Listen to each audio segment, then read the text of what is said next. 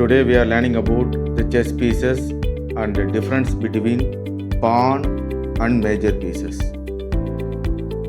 So let's break down the chess pieces.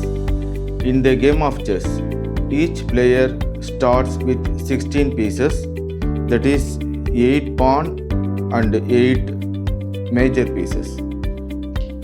So these are all for black and white. So each player has 8 pawns.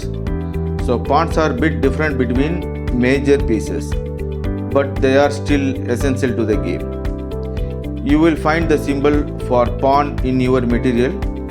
Make sure to take a look. Major pieces. Let's talk about the major pieces.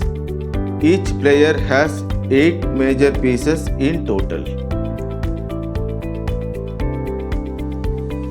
There is one king, symbolized as capital K, and protecting the king is the main objective in chess.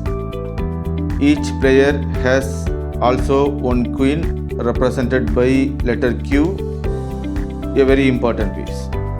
There are 2 rooks shown with the symbol of R.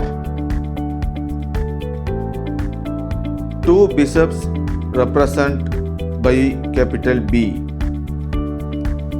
and 2 knights symbolized by capital N.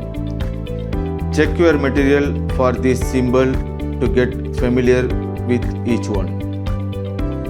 And that's a quick look at the chess pieces. Now you know the difference between pawn and major pieces. Don't forget to refer to your material for all symbols. Happy learning.